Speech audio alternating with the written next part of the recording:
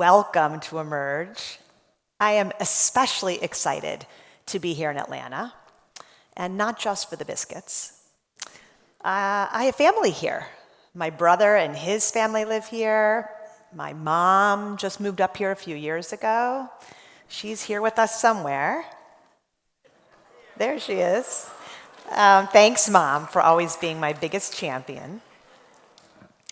It's comforting to be together at this moment when it feels like everything is changing, everywhere, all at once. Geopolitical shifts are rupturing the world order. Demographic trends are reshaping our lives and our communities.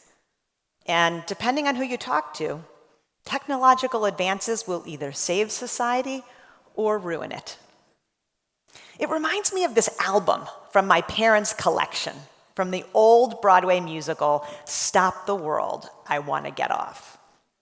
Now, as a kid, I had no idea what that meant, but I sure do now. All of these changes are occurring faster than our ability to make sense of them, leaving us off balance. It feels a little like vertigo. Have you ever gotten out of bed and felt the whole room spinning? I have, and it is not fun. Now, when I feel dizzy, my instinct is to lie still and wait for it to pass. But vertigo doesn't work that way. You actually have to reorient yourself intentionally in order to regain your balance. And so we too must figure out which way is up. Waiting for things to slow down and sort themselves out is a recipe for irrelevance at best and extinction at worst. Reorienting requires grounding ourselves in the lives of our customers, our clients, our communities, and understanding what they're experiencing. Only then can we regain our footing and figure out how to move forward together. I've spent the last few months diving deep into data to understand the impact of our changing world on people's financial lives. I've also reflected on the lives of the people we've met through our Human Stories collection. What I see are Americans facing enormous financial and psychological pressure from the convergence of three major disruptions: how people work, how they get ahead, and how they engage. Now, my guess is that most of the people in this room have one full-time W-2 job. But for many others, livelihoods have grown much more fragmented. 1/3 of all US workers are either freelancers or have a gig or work on contract. Side hustles are not just on the side anymore. They're at the heart of the economy. More people need side gigs because it costs more to live a middle-class life. Wages have grown over the last 30 years, but the cost of childcare, healthcare, housing, college have grown even faster. And because we're living so much longer than the system was designed for, our earnings have to last longer too. Meanwhile, many gig platforms have leveraged technology to lower labor costs, foisting the burden of healthcare, retirement, and other typical workforce benefits onto the shoulders of workers. AI is likely to take that a step further by reshaping some jobs and eliminating others entirely. We're already seeing the impact. The truck driver or Uber driver wondering how much longer his job will exist in a world of autonomous vehicles. The paralegal who just watched her firm deploy software that does in minutes what used to take her a week. What happens when work is no longer a source of stability? The American dream was premised on the idea that if you worked hard, you'd get ahead. But today, only 45% of US adults believe that the dream is attainable. Student debt has front-loaded financial stress, while home ownership stretches out of our reach. We live in a K-shaped economy with a yawning wealth gap. The top 10% now controls more wealth than the bottom 90% of US households combined. Here's what that looks like in real life. A 28-year-old who has done everything right, degree, job, saving, and he still struggles to pay the rent, let alone save enough to buy a house. It will take him at least another decade just to pay down his student loans. He's on the slow road, and he's realizing it may lead to a dead end.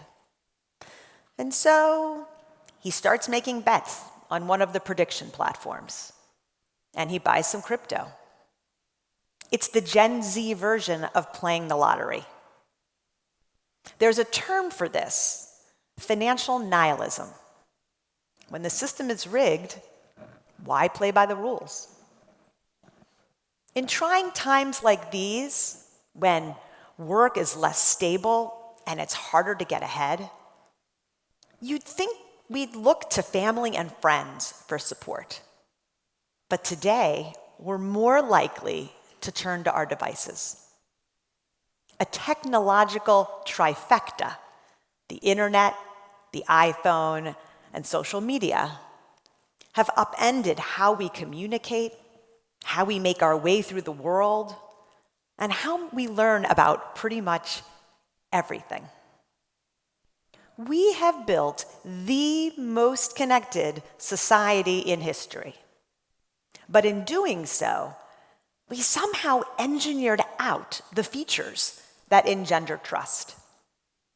We've made facts fragile and truth indistinguishable from fiction. Let's play a little game. Which of these images is real? We're going to do a show of hands. So image number 1, is this image real? What about number 2? What about number 3? All right, drum roll, please. It's uncanny. The one in the middle that looks the most fake is actually the only real one. Now, who do you trust when you don't know what's real?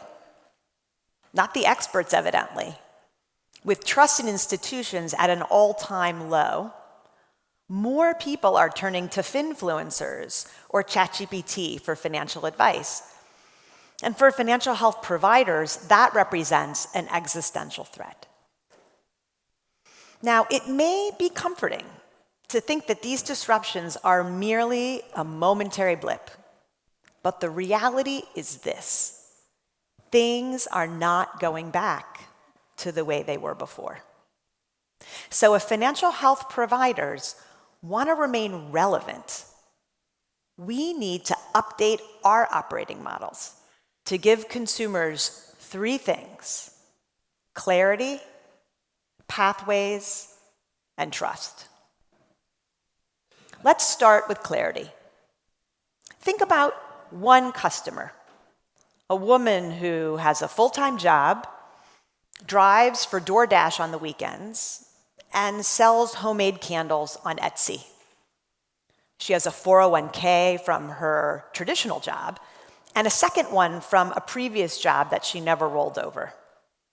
She has 3 bank accounts from 3 different institutions, a credit card, and a few outstanding buy now, pay later loans. And of course, she also is still paying down her student loans. How is she supposed to keep track of her financial life when income, benefits, accounts, and apps are scattered across multiple institutions and different platforms? Open banking was supposed to help, but it's only gotten us so far. I believe AI will ultimately offer a solution. AI agents will be able to gather data from an unlimited number of sources to provide consumers with a unified view of their financial lives that better informs decisions and automates the execution. But let me be clear, we cannot take AI safety and security for granted. We need to build AI models that optimize for consumer well-being, not likes and clicks and engagement. And we also need to build models that have quantifiable benchmarks to ensure that they're generating the right answers.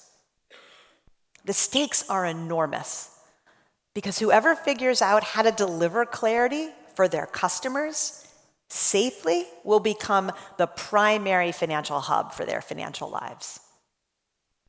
Next, let's talk about pathways. The traditional pathways for achieving stability and getting ahead are becoming roads to nowhere. Consumers need new paths that are built for today's realities, for longer lives, not fixed retirement dates, for variable incomes, not fixed salaries, and for different starting places, not one size fits all. For many, that starting point is no longer saving for a car or for a down payment on a home. It's paying down student debt. It's making rent.